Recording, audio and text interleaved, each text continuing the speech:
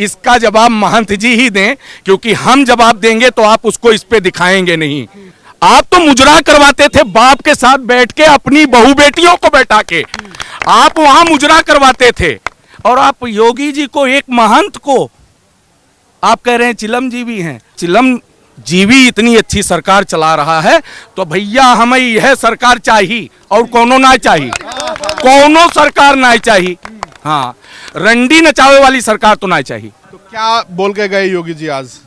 योगी जी ने बोला कि योगी जी का दिख रहा है। हाँ। बोलेंगे क्या? अच्छा। दिख रहा है। पहली बार ऐसा शासन दिखा 5 साल में। सपा बसपा का राज चलता रहा चलता रहा चलता रहा, जनता घिसती रही उनके वादों में, उनके 2 चक्के के पाटों में, कभी सपा कभी बसपा, बस यही तो चला उत्तर प्रदेश में। तो कुछ काम दिख रहा है या फिर अखिलेश जी का काम बोल रहा था? क्या नहीं दिख रहा है आपको? मैं तो आपसे पूछना चाहता हूं, ये सवाल आप मुझसे कर रहे हैं, क्या नहीं दिख रहा है?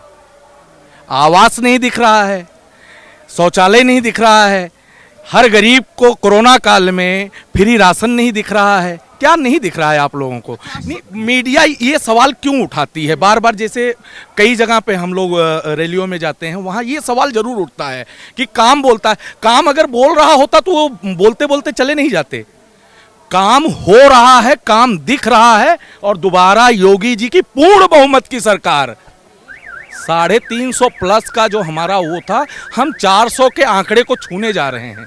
ये तो नारा अखिलेश जी का है कि 400 पार तो हम करके ला रहे हैं। ठीक, उनके पास हमें बताइए ना, सपा बसपा के पास नारों के अलावा कुछ रहा? कोई जैसे काम बोलता है, बार बार उन्होंने कहा कि हमारा काम बोलता है, लेकिन बोला कहीं नहीं। आज उनके पास केवल एक चीज है, क्रेडिट जीवी एक नाम दिया गया उनको, अभी वही उनके पास है। हम काम पूरा करेंगे और वो कहेंगे कि नहीं जी ये तो हमारा काम था, इन्होंने पूरा कर दिया। अरे तो तुम्हारा काम था तो तुम सपा बसपा सपा बसपा सपा बसपा, भैया कुछ तो पूरा करके दिए होते जनता को। अब तो त्रिपाठी जी सबसे बड़ी बात है, जो चाचा नाराज थे अब तो उनसे गठबंधन भी हो गया, चर्चा भी हो गई, कह रहे हैं योगी जी को आपके पास शिकस्त दिखा देंगे। इसी में तो काम बोलता है। अब देख लीजिए उनकी घबराहट, वो कह रहे हैं हम 400 के आंकड़े को छू रहे हैं। जिस चाचा को उन्होंने धक्का मार के कुर्सी से उतार के फेंक दिया था बाहर, उनको मजबूर किया 6 साल 7 साल की वो दूसरी पार्टी बना के फील्ड में उतरे, फिर उन्होंने अपना राजनीतिक माहौल बनाया। आज योगी जी का डर ही है कि ना चाहते हुए भी चाचा को गले लगाना पड़ा, ये योगी जी का डर है। अब योगी जी कह रहे हैं कि बात डर की कर रहे हैं, तो योगी जी कह रहे हैं अगर गरीब मजलूम अगर लोगों को कोई अगर परेशान करता है तो घबराने की चिंता नहीं है, बुलडोजर तैयार है। बुलडोजर तो तैयार है, बाबा का बुलडोजर तो बोल रहा है।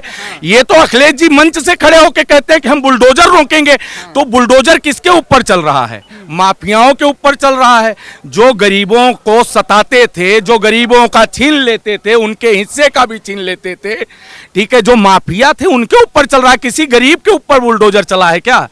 किसी गरीब का घर गिरा हो 5 साल में, हमें बताए? तो ये तो गरीबों के लिए ही बुलडोजर चल रहा है ना, कि उनका कोई छीन के अपना न करने पाए। आजम खान का कहां से कहां पहुंच गया, अतीक अहमद का कहां से कहां पहुंच गया, मुख्तार अंसारी का कहां से कहां, तो ये बुलडोजर उनके ऊपर चल रहा है जो हम गरीबों का छीन के और खुद राजा बने बैठे हैं। अखिलेश जी कह रहे हैं मुसलमान है इसलिए बुलडोजर उनके ऊपर चलाया गया, कोई बात अगर नहीं। ठाकुर ब्राह्मण होते तो नहीं चलता। नहीं नहीं, ये कहने की बात है, ये कहने की बात है कि मुसलमान है इसलिए चल रहा है। मुसलमानों को सपा बसपा ने इस लेवल पे पहुंचा दिया था कि उसमें से कुछ आताताई बन के हम गरीबों का हक मार के, और वो जमींदार बने बैठे थे, उनको अपने सही स्थान पे पहुंचा दिया योगी जी ने। योगी जी ने किसी मुसलमान पे, किसी सबका विकास और सबका विश्वास में वो रखती है। मोदी जी ने कहीं भी अपने एक छोटे कार्यकर्ता को भी ये नहीं सिखाया है कि भारतवर्ष में कहीं भी हिंदू मुस्लिम शब्द निकलना चाहिए। ये तो उनका काम है, सदैव कांग्रेस सपा बसपा हिंदू मुस्लिमों को लड़ाकर राज करती रही। अब आज वो चीज उनके हाथ से खिसक गई है। क्यों? आप अयोध्या आइए, आवास आवंटित हुए हैं, हमारे हिसाब से 43% आवास अल्पसंख्यकों को आवंटित हुए हैं। अयोध्या जिले की मैं बात कर रहा हूँ। सबसे बड़ी बात है कि आप अयोध्या की बात कर रहे हैं, अगर हम विश्वनाथ कॉरिडोर की बात करें तो वहां तो बंगाल का मुस्लिम व्यक्ति आकर के रो दिया, कह रहा हमारा हक छीन लिया, हमारी मस्जिद के चारों तरफ इतनी इतनी बड़ी दीवारें लगा दी। अब हम ये पत्रकार महोदय, मैं आपको बताना चाहूं कि हक किसने छीना है और किसने किसको दफनाया और किसने किसको तोड़ा है, ये इतिहास उठा के पढ़ने की आप लोगों को सबसे ज्यादा जरूरत है, क्योंकि आप अपने मंच से बहुत कुछ लोगों तक पहुंचा। हमारा इतिहास ही दबा दिया गया। वहां था क्या, ये बताइए ना, वहां था क्या? ये कोई विषय नहीं, ये कोई मुद्दा नहीं है। उसके बावजूद भी मस्जिद वहां बरकरार है। एक तरफ विश्वनाथ को जल चढ़ रहा है, दूसरी तरफ वहां अजान पढ़ी जा रही है। ऐसा कुछ मोदी जी ने नहीं किया है कि जिससे किसी को कहने का मौका मिले, क्योंकि हिंदू और मुस्लिम दोनों ही जो भारतवर्ष के नागरिक हैं, दोनों के प्रधानमंत्री माननीय मोदी जी हैं और प्रधान सेवक हैं। अच्छा, सबसे बड़ा सवाल है, प्रियंका गांधी हैं, महासचिव बनकर के उभरी, यूपी में हुंकार भर रही हैं, कह रही हैं लड़की हूं, लड़ सकती हूं। उन्हीं के नेता हैं, विधानसभा से कहते हैं कि वन सेकंड नहीं, पूरा सवाल सुनिए ना, कि उनके नेता हैं, वो कहते हैं विधानसभा से कि लड़की अगर रेप को टाल नहीं सकती तो उसके साथ लेट करके मजा लेना चाहिए। दोनों एक ही पार्टी के नेता हैं, दोनों की विचारधारा अलग है। लड़की हूं, लड़ सकती हूं, राजस्थान में नहीं। हिसाब से आप विचारधारा की जब बात करेंगे तो कांग्रेस के पास विचारधारा है ही नहीं। कांग्रेस केवल अपने अस्तित्व की लड़ाई लड़ रही है कि किसी तरह से जो बेल पे, ये तो बेलजीवी हैं, माँ, बेटा, बिटिया, दमाद, ये सब तो जमानत पे अपने अस्तित्व को, सब जमानत पे घूम रहे हैं भैया। आप इतिहास खंगालिए, ये सब जमानत पे घूम रहे हैं। इनकी ये केवल अपना अस्तित्व बचाने के लिए रोज नए नए 60 साल राज किया आपने, आज आपको ये दिखने लगा कि रेप नहीं हुआ।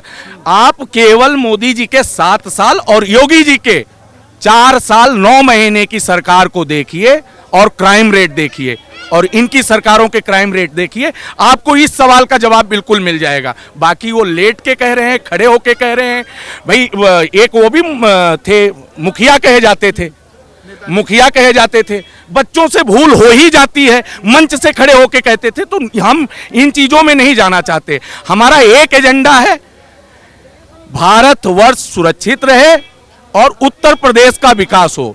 केवल भारतीय जनता पार्टी का केवल सिंगल एजेंडा है।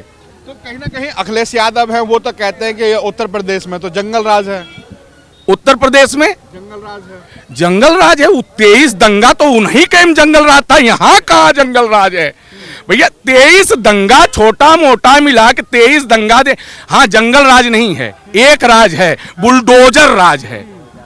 बुलडोजर राज है। कोई भी व्यक्ति बंदूक के दम पे कहीं भी कोई टेंडर नहीं हासिल कर सकता है। यदि कोई छोटा व्यक्ति भी कोई ठेका हासिल कर लिया है तो बकायदा बखूबी से उत्तर प्रदेश के किसी भी कोने में चला सकता है। यह है माननीय महंत योगी आदित्यनाथ सरकार। कह रहे हो योगी आदित्यनाथ जी के तो कह दिए, वो तो चिलमजीवी हैं, चिलमजीवी हैं। देखिए, ये व्यक्तिगत उनकी टिप्पणी थी, इसका जवाब महंत जी ही दें, क्योंकि हम जवाब देंगे तो आप उसको इस पे दिखाएंगे नहीं दीजिए, हम दिखाने के लिए। अगर आप इस पे दिखाएं तो अखिलेश को ये बताएं कि वो चिलमजीवी हैं। अगर उनका कहना है तो इतिहास गवाह है, योगी और राजा। चलिए ठीक है, ये तो बराबर हो गया। आप तो रंडी नचाते थे वहां सफाई में, आप तो मुजरा करवाते थे बाप के साथ बैठ के, अपनी बहू बेटियों को बैठा के आप वहां मुजरा करवाते थे। और आप योगी जी को, एक महंत को आप कह रहे हैं चिलमजीवी हैं। राजा और योगी के लिए ही चिलम भी बनी है, ठीक है?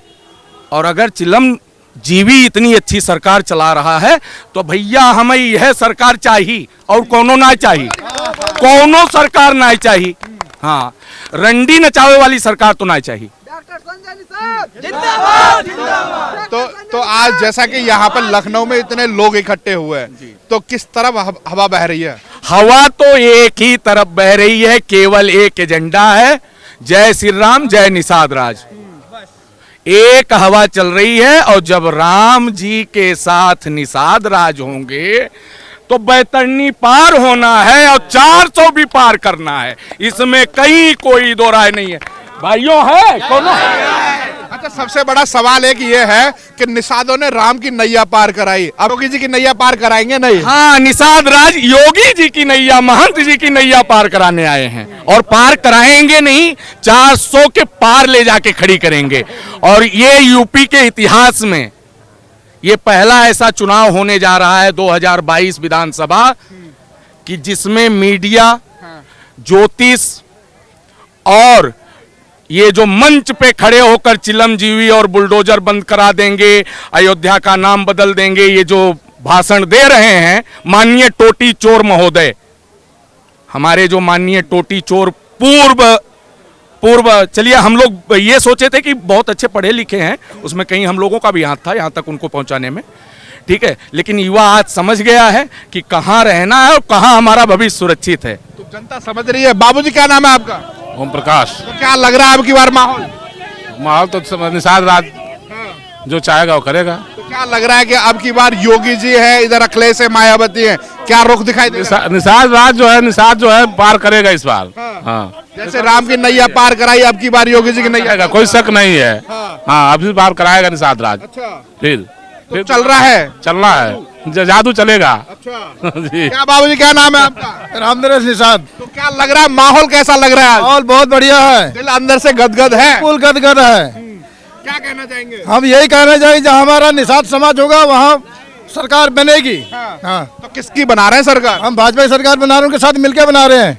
हाँ, तो लग रहा है योगी जी सही काम कर रहे हैं। बिल्कुल इनके जैसे काम हुआ था किसी ने करा ही नहीं, बहुत बढ़िया काम हुआ है।